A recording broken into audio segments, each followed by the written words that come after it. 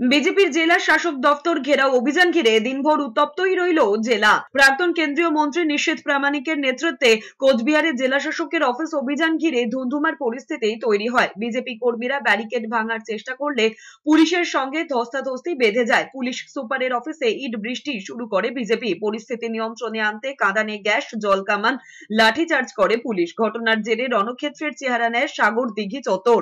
গ্রেফতার করা হয় নিশীথ প্রামাণিক সহ 22 জনকে। এদিকে আলিপুরের ডিএম অফিসের সামনে বিজেপি নেত্রী লকেট চট্টোপাধ্যায়কে বাধা দিলে রাস্তায় বসে পড়ে বিক্ষোভ দেখাতে থাকেন বিজেপির কর্মী সমর্থকেরা। একই ছবি শিলিগুড়িতেও।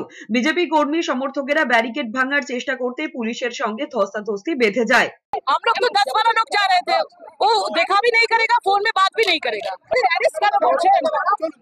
কেউ কিছু করেনি, আমরা এখানে কিছুক্ষণ বসে চলে যাব। অন্যদিকে বহরমপুরে পথে নামেন দিলীপ ঘোষ। দফা 1 দাবি 1 মুখ্যমন্ত্রীর পদত্যাগ। এই দাবিতেই জেলা শাসকের অফিসের দিকে এগোতেই বাধা দেয় পুলিশ। এরপরেই পুলিশের সঙ্গে ধস্তাধস্তি বেঁধে যায়। দিলীপ ঘোষ বলেছেন, আরজি করের ঘটনায় মুখ্যমন্ত্রীকে পদত্যাগ করতেই হবে। আমরা ডিএম অফিসের দিকে এগোচ্ছিলাম, 3 খানা ব্যারিকেড ছিল, 2টো ব্যারিকেড আমাদের কর্মীরা ভেঙে দিয়েছে। তারপরে এখানে যে ব্যারিকেড এটাও ভাঙার চেষ্টা হয়েছিল, কিন্তু আমরা অশান্তি চাই না। আমরা এখানে এসে আমাদের কর্মসূচিকে শেষ ঘোষণা করলাম।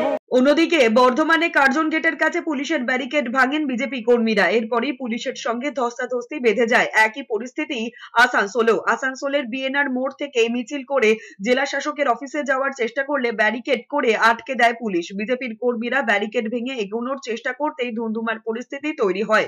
মালদাতেও মিছিল আটকাতে পুলিশ যে ব্যারিকেড তৈরি করেছিল তা ভাঙতেই ধুন্ধুমার পরিস্থিতির তৈরি হয়। মালদায় জেলা শাসকের অফিসের সামনে ধর্নায় বসেন সাংসদ খগেন মুর্মু।